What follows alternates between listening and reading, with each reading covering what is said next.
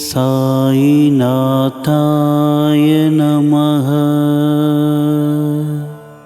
ஓம் ஸ்ரீ சாயிநாதாய நமः.